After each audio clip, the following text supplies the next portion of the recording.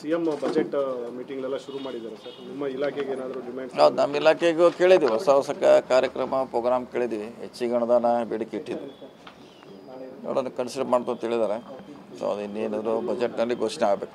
ಕಾಂಟ್ರಾಕ್ಟ್ರುಗಳೆಲ್ಲ ಇನ್ನೂ ಬಿಲ್ ಆಗಿಲ್ಲ ಅಂತ ಅಸಮಾಧಾನ, ಅದನ್ನೆಲ್ಲ ಹೇಳಿದ್ರು ಸರ್? ಎಲ್ಲ ಅದು ಗೊತ್ತಿದೆ ಅವ್ರಿಗೆ, ಗೊತ್ತಿದ್ದ ವಿಷಯ ಅವ್ರಿಗೆ. ಪರಿಹಾರ ಮಾಡಲಿಕ್ಕೆ ಸರ್ಕಾರ ನಮ್ಮ ಇಲಾಖೆಗಳು ಪ್ರಯತ್ನ ಮಾಡ್ತಾ ಇದ್ವಿ.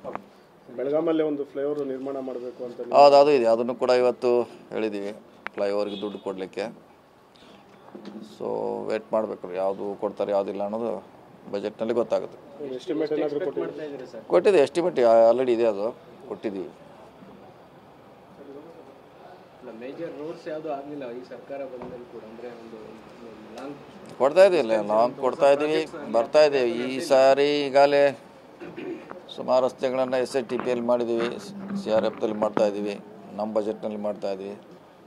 ಸೊ KCP ಅಂತ ಇನ್ನೊಂದು ನಮ್ಮ ಏಜೆನ್ಸಿ ಇದೆ, ಅದ್ರ ಮುಖಾಂತರ ಹನ್ನೊಂದು ಹೊಸ ರಸ್ತೆ ಮಾಡ್ತಾಯಿದ್ದೀವಿ. ಸೊ ಬರ್ತಾಯಿದೆ, ಲೇಟ್ ಆಗ್ಬೋದು, ಆದರೆ ಮಾಡ್ತೀವಿ. ಸರ್, ಆಮೇಲೆ ಈಗ ನಗರ ಸ್ಥಳೀಯ ಸಂಸ್ಥೆಗಳು ಕೇಂದ್ರ ಸರ್ಕಾರದಿಂದ ಕೆಲವೊಂದು ಅನುದಾನಗಳು ಬರ್ತಾ ಇಲ್ಲ ಸ್ಥಳೀಯ ಸಂಸ್ಥೆಗಳಿಗೆ, ಅದ್ರ ಬಗ್ಗೆ ಗೊತ್ತಿಲ್ಲ. ಯಾಕಂದರೆ ಅದು ಮೇನು RDPR ಅರ್ಬನ್ ಡೆವಲಪ್ಮೆಂಟ್ ಇಲಾಖೆಗೆ ಸಂಬಂಧಪಟ್ಟದ್ದು. ಯಾಕಂದ್ರೆ ಅವರು ಅದಕ್ಕೇನು ರೂಲ್ಸ್ ಇದೆ ಗೊತ್ತಿಲ್ಲ ನನಗೆ. ನಾನು ಪತ್ರಿಕೆಯಲ್ಲಿ ನೋಡಿದ್ದೀನಿ, ಅನುದಾನ ಕಡಿತ ಮಾಡ್ತಿದ್ದಾರೆ ಅಥವಾ ಸೂಚನೆ ಕೊಟ್ಟಿದ್ದಾರೆ ಗೊತ್ತಿಲ್ಲ. ಆ ಇಲಾಖೆ ಅವ್ರೊಂದು ಸರಿ ಮಾಡುವಂಥ ಪ್ರಯತ್ನ ಮಾಡಬೇಕು, ಅದು ಅವ್ರ ಜವಾಬ್ದಾರಿ.